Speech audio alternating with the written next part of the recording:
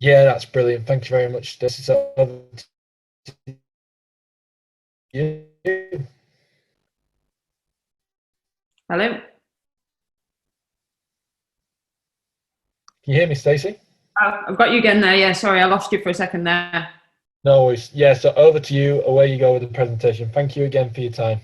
Yeah, thanks, Stephen, and thanks for the opportunity to present today. So, not really sure I can follow Phil and Dawn and in what they're doing in their experience, but over the next 30 minutes, just going to try and give an overview really of how we're looking to develop an applied research model to support practice along the Girls England talent pathway, and how we've kind of looked to develop and evolve that over the last 3 years. So, this is a process that's kind of been ongoing to where we're at now, where we're starting to embed PhD students along the England talent pathway.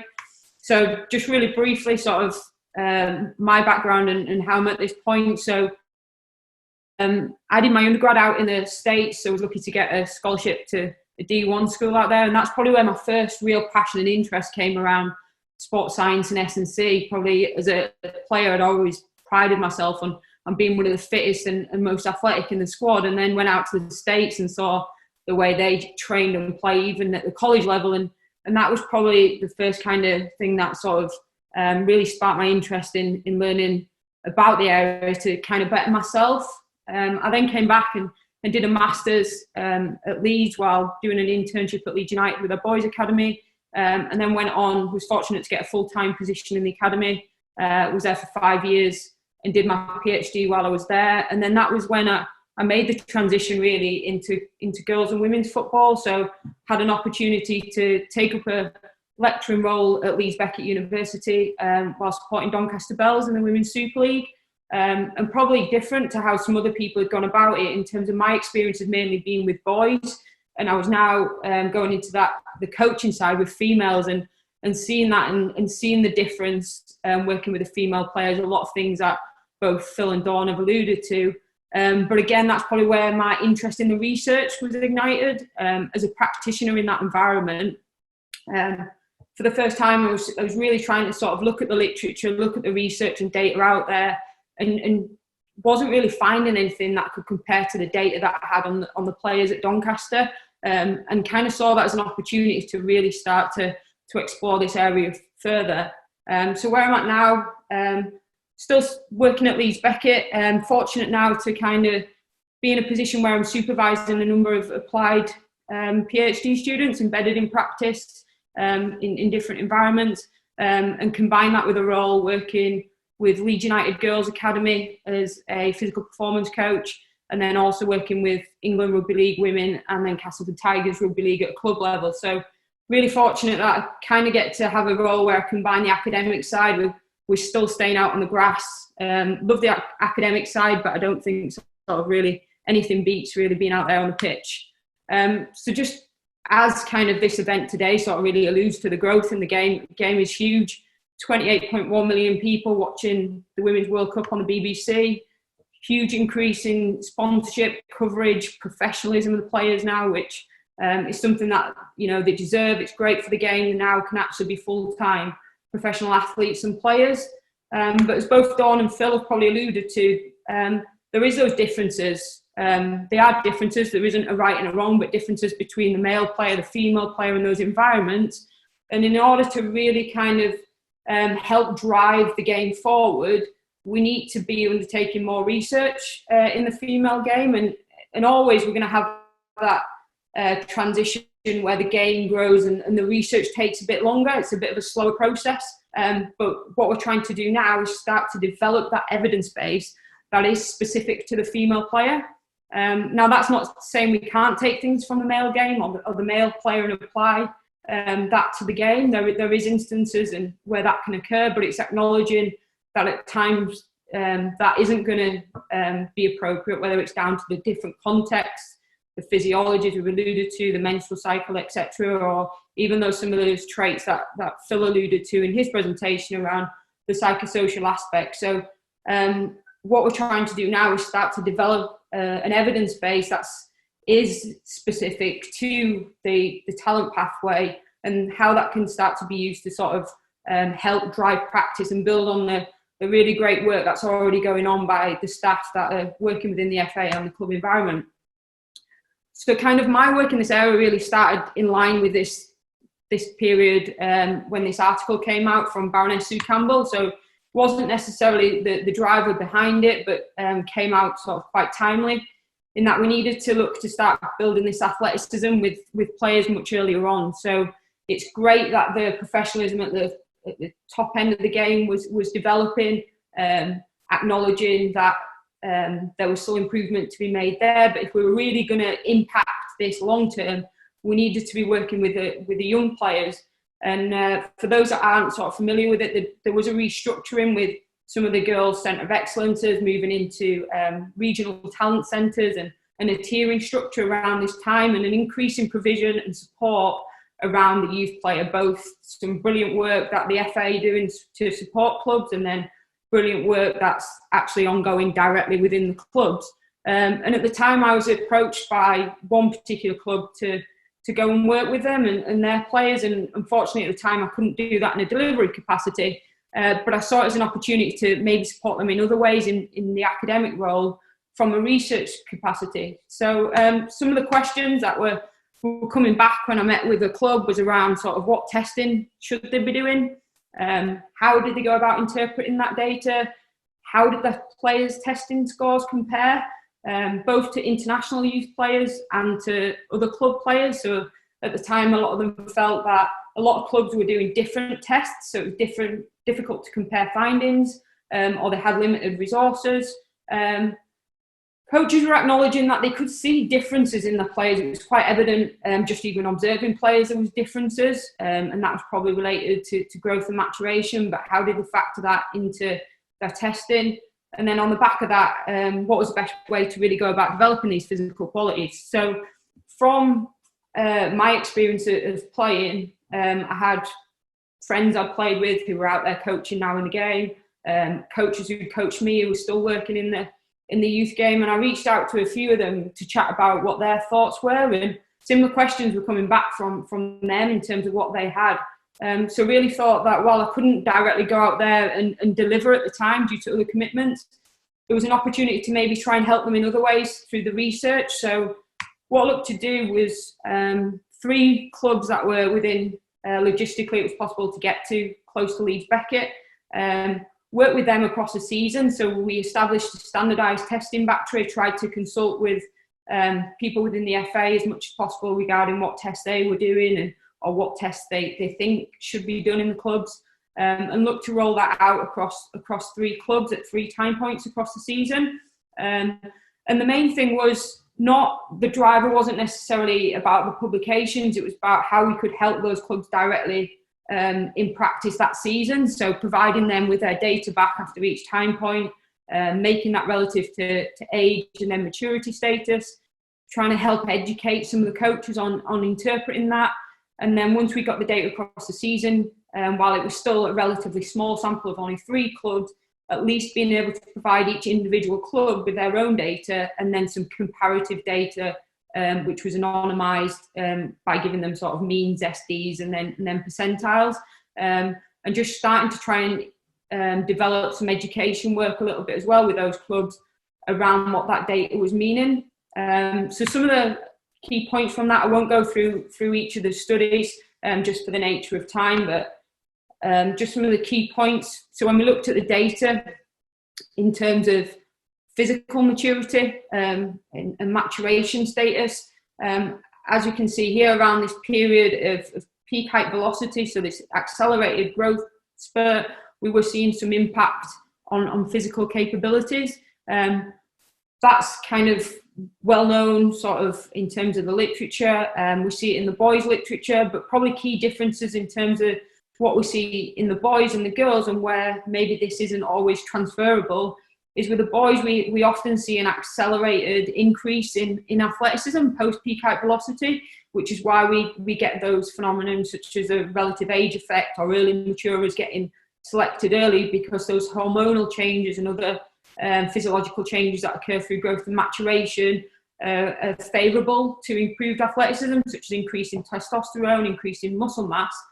Versus in the girls, potentially some of the changes we see, so the the female specific hormones to increase, for example, of estrogen, and potentially increase in fat mass and non-functional mass may not be conducive to developing those physical qualities. So as we see in the post-peak height velocity stages, in this data set, we didn't really see any improvements in speed, so acceleration and max velocity, and not in aerobic capacity. And if we sort of look at some of the senior data, so some of the work that Dawn's published around high-speed running in the senior game, international game, and then some work that Naomi Jackson's published around talent ID, and that high-speed running ability may be a talent ID predictor in terms of progressing into international football. It raised some questions around kind of athletic development strategies in youth female players in this post-peak high velocity group. We also had within the testing battery a strength test, which, as Dawn alluded to in her presentation, is a key component for both males and females, but may need particular interest and warrants further work in the female game. So we had an isometric mid-thigh pull test. There are some challenges again in making some relationships between a isometric test and dynamic performance, but we do know from the literature that players who are able to generate higher relative peak force and generate force, a higher amount of force over these shorter impulses, that they are quicker and more explosive.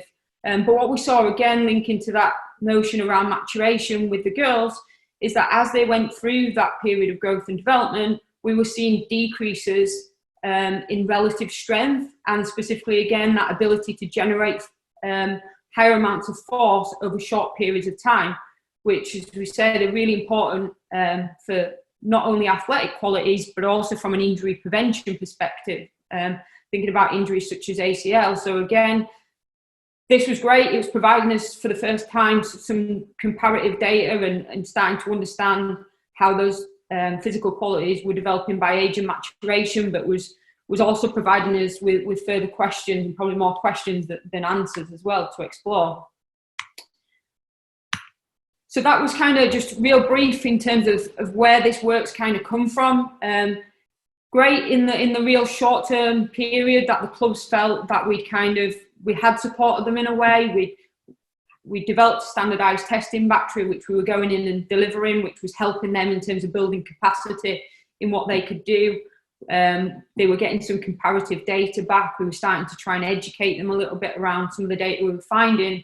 But in all honesty, it wasn't really sustainable. It was myself on my own with a couple of research students from the university to help go and collect that data. So the questions really came about, really for myself, was about how do we go about building this on a bigger capacity? How can we look to expand this out to other clubs? These 3 clubs won't be the only ones who have these challenges. And really about how can we support the practitioners in the clubs. A lot of the staff who work in the RTC environment are going to be part-time and have other roles. There's a lot of brilliant practitioners and coaches in those environments, but the time constraints possibly make it challenging to develop things and implement things over the longer term. So what I did was reached out to people I knew and tried to get as many contacts within the FA as possible to try and discuss with them about whether we could use this almost as a proof of concept to go about developing an applied research model through a PhD model of embedding PhD students within the FA.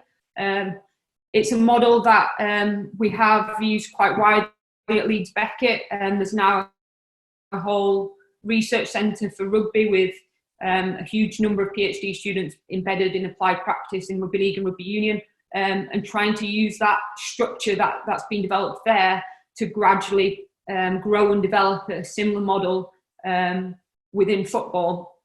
So after many sort of conversations and probably over 18 months, managed to reach out to Martin King, who was really positive about this, and then put me in touch with, Martin Evans, who then put me in touch with Ryan King, who's head of performance services for the WSL and the talent pathway. He was really keen for this model, and this is where we've kind of currently got to at the minute. So taking the analogy of almost thinking fast and thinking slow, or working fast and working slow from the Daniel Kahneman book. We have obviously the club staff. For anyone who's currently working in those environments or has done, will know how dynamic those are, and the day-to-day workings of that, both at a senior level and a youth level, and then the staff within the FA. And then on the other side of that, we have what we refer to as working slow. So we'll probably say don't work slow, but work at a slower speed than the dynamic day-to-day challenges at a club level. And then in the middle are the embedded PhD students. So we have an embedded model whereby Jake at the top and Naomi in the middle, they're on match-funded PhDs between Leeds Beckett and the FA to support practice. And then Alice is the fully funded PhD student at Leeds Beckett, who's also working in practice at the Talent Pathway. And the way this model works is that rather than necessarily at the research questions being driven by sort of what we see as the gap in the literature, in that things haven't been explored within female athletes, the driver behind these questions are what we call the performance problems. So our philosophy is very much around how can we support the practitioners in the club environment on a day-to-day basis, while then behind the scenes answering some of those bigger performance problems or questions that people have within the club environment and within the FA, to try and help develop that evidence base to over time drive these projects forward.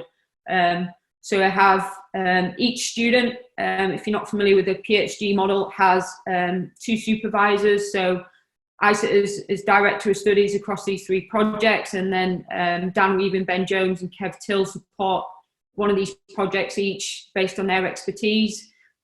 We have Jake and Alice who are working with regional talent clubs, and then Naomi, who's just started in March this year, who's supporting or will be going forward supporting the Women's Super League and the Championship clubs, which will be overseen by Ryan King.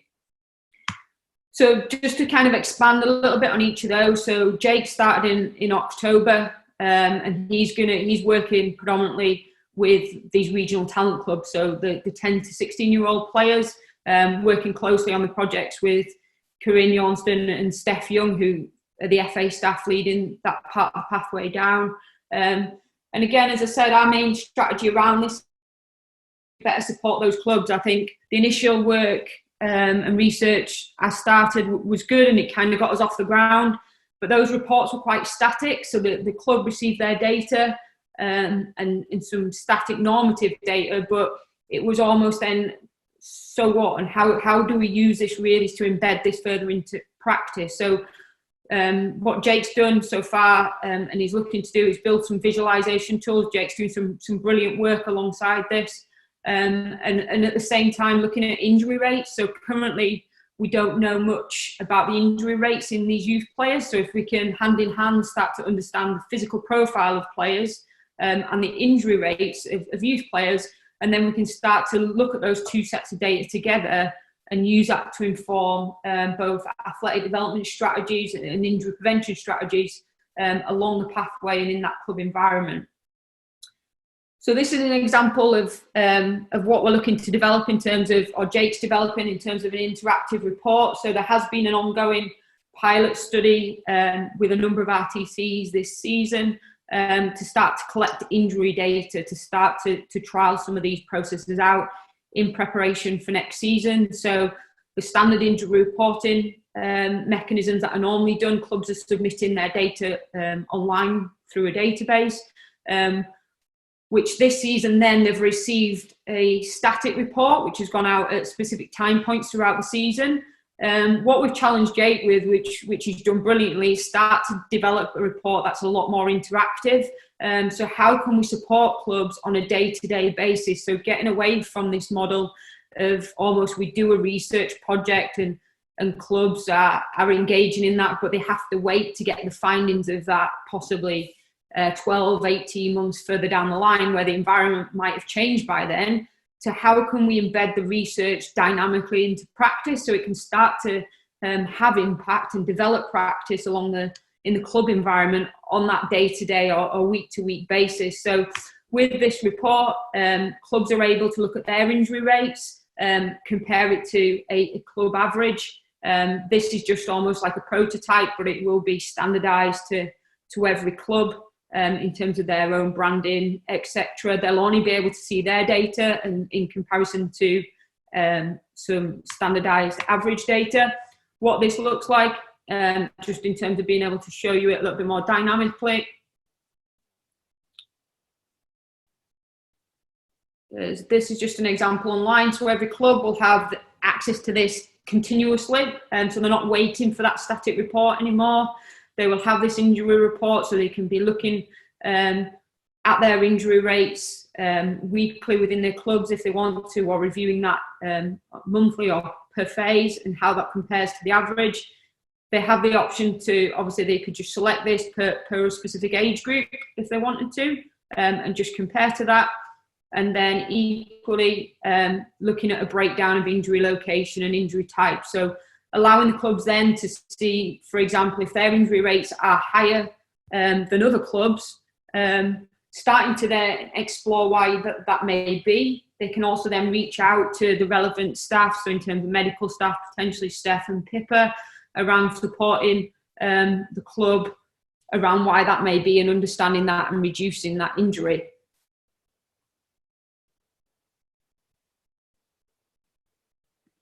And then coming back to it, similarly, looking then to expand the physical profiling. So going from that initial 3 clubs we had to offering this out now as a league-wide approach to all RTCs to engage with this. So looking to do that 3 time point testing throughout the season. Again, this is another brilliant report that Jake's developed. A dynamic report that allows the clubs to be able to select the data that they want to pick out. They can do that per age group, per a particular player, and compare time points. So a bit of an education piece we're trying to look at is around what is meaningful changes in performance. So for example, if we test 10 feet speed and someone, for example, achieves a score of 2 seconds, and then the next time they do it, it's 1.98. Is that actually a meaningful change in performance? Or is that just a reflection of the noise in the data and the noise in the test? So through some reliability work in the testing battery Jake's undertaken, this report will then almost directly highlight to the practitioner when they click on there, whether if it's green, it's a positive change in performance. If it's red, then it's a negative change. And if it stays white, then actually we're not certain that there has been a change in performance. So allowing clubs to start to really interrogate that data a little bit more. Again, as I said, able to select that by a particular age group, by a position, or just by a player.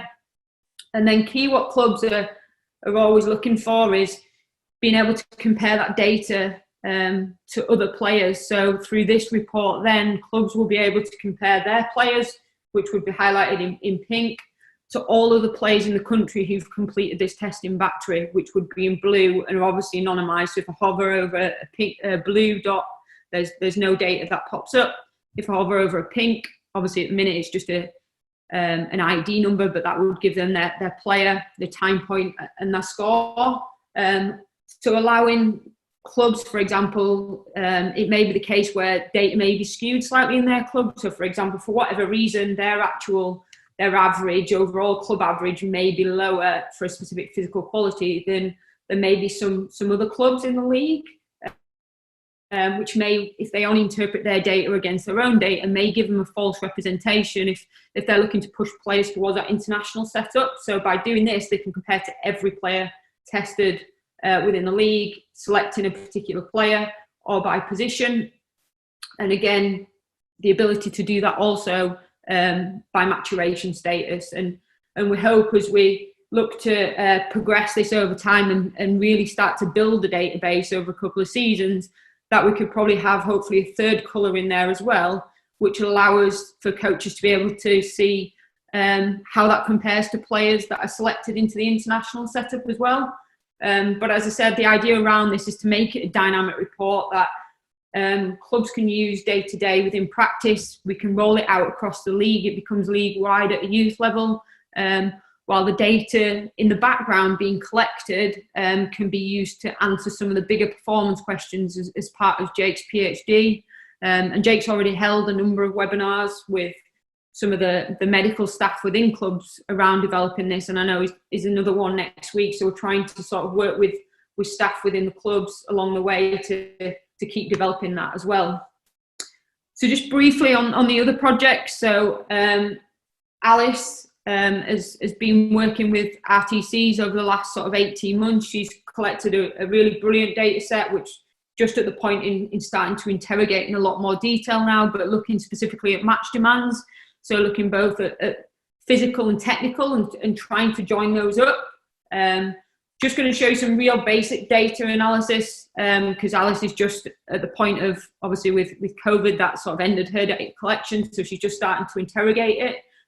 But just off some technical data, just some interesting kind of key initial findings pulling out from that is that we see similar ball in play time in terms of a percentage time to the senior data. But interestingly, we see a high number of possessions paired with short duration, potentially suggesting obviously a high turnover of ball possession, which and a poor retention ability, which maybe has coaching implications. And then again, a lot of data on the screen, but just picking out, just based off some initial analysis of the data, that we see less passes and more dribbles in the data from the female players in comparison to male youth players, again, which potentially has implications for coaching and technical staff. In terms of the physical demands, between 14s and 16s, not necessarily seeing huge differences apart from in those wider positions. We're seeing some moderate differences in more of the high speed variables. Potentially, again, has implications in terms of athletic development for those positions specifically. In comparison to the data, obviously that Dawn's published in terms of at senior level across the league-wide data. As you'd expect, obviously lower total distances and high speed running at those youth levels. Probably the next step in this data in terms of understanding match demand will be linking that to the data Naomi's going to collect in the domestic game, and then probably trying to bridge that gap with the academy setup as well.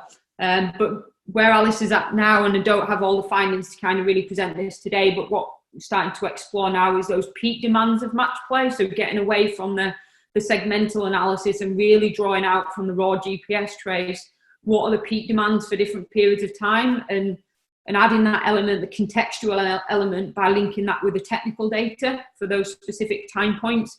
Initially, just off the GPS data, it doesn't necessarily suggest there is huge differences in physical peak demands between 16s and 14s, but actually the detail of that might come when we start to link the context to that in terms of what the technical actions are that make up that data. And then just the last couple of minutes, really just where Naomi's at with her data. So she's obviously just started in March, so obviously challenging times in terms of getting this project off the ground, but we've been having sort of meetings with Ryan, with Martin, with Dawn, Richard Aikenhead and other staff within the FA around getting this project set up. And as kind of both Dawn and Phil alluded to, we need to look at better how we can bridge that gap between the international and domestic game in terms of understanding. So can we better understand the demands of the domestic game at Women's Super League and Championship? And if we can do that, hopefully, one, we can help support the practitioners in those environments to further keep enhancing the development of players, and also by the international staff and having that data and understanding the demands of the domestic game can help them where they feel it's needed, bridge that gap. So what we're looking to do is, in the early stages of this, but roll out a league-wide study to look at match demands of the domestic game in England. And importantly, again, like we've done with Jake's, we're in the process of trying to develop an interactive platform whereby clubs who are engaging in this and a part of it will be able to compare their GPS data to some standardised reporting of some average positional data across the league and how that's varying. So, for example, how are physical demands or physical outputs in match play varying across the season in the league, and how does their data compare to that, and then being able to do that quite fluid and dynamic on a weekly basis as well. So as I said, this is sort of really early stages in the last month, but in that process of speaking with FA staff and club staff to look at how we can drive this forward, and how both at the bottom end of the pathway and at the top in terms of the senior game, we can really start to embed research into practice on a daily basis to long-term build an evidence base in the women's game, and to continue help supporting the great work that the staff working within these club environments are already doing. Thanks. And then if anyone's got any questions outside of this, then happy to answer them via email.